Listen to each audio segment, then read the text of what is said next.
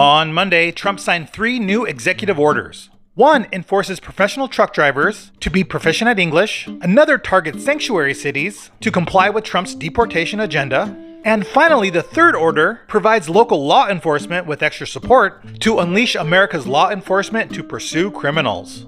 Critics of this final executive order worry that Trump is ramping up the American police state, considering this order aims to provide police with military resources, loosens legal restraints for officers, protects cops from accountability of questionable actions, and punishes local police departments that do not comply with Trump's orders. The next day, it was Trump's 100th day in office, and he sat down for an interview with ABC's Terry Moran, where they discussed Trump's authoritarian approach to implementing his policies for tariffs, DOGE, and deportations. But the most heated point in the interview was when Trump discussed the tattoos of Kilmar Abrego Garcia.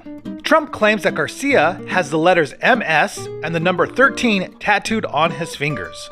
While the interviewer did concede that Garcia does have tattoos that may or may not represent MS-13, he clarified that the actual letters and number on Garcia's fingers are indeed photoshopped. Then, in true Trump fashion, when Trump is confronted with his lies, he doubled down and began insulting the interviewer and his network.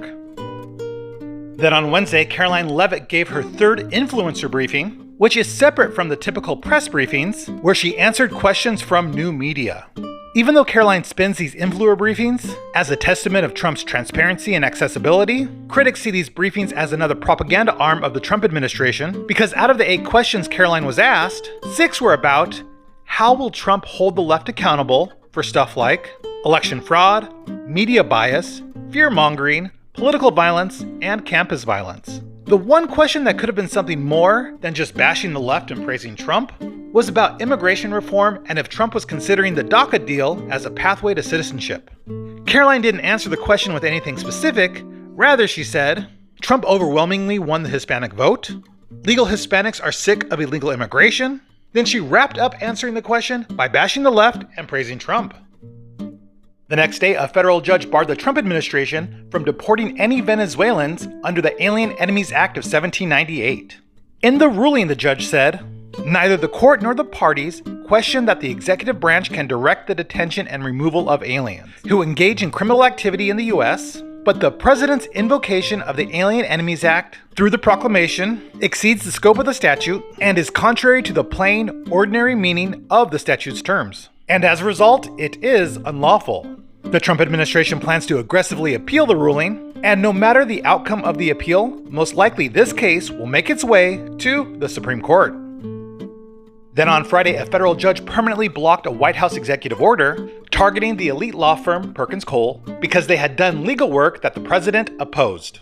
In the ruling, the judge said, no American president has ever before issued executive orders like the one at issue in this lawsuit, targeting a prominent law firm with adverse actions to be executed by all executive branch agencies, and that the executive order amounted to unconstitutional retaliation. The next day, Trump is rebuked by the Catholic bishops for posting an AI image of himself as the Pope on his official White House X account. Critics say that the post was done in poor taste and definitely offensive, given that it's still a period of mourning for Pope Francis. On top of that, critics say that Trump's post shows that the leader of the right-wing world enjoys clowning around while the US economy risks recession and the dollar loses value. Finally, on Sunday, Trump was on NBC's Meet the Press, and when asked if he thinks both citizens and non-citizens deserve due process, as laid out in the Fifth Amendment, Trump said, I don't know, I'm not a lawyer, but I was elected to get these criminals the hell out of here, and the courts are holding me up. Of course, critics continue to say that due process is how we determine if someone is a criminal or not, and should never ever be determined by any president who does not want accountability.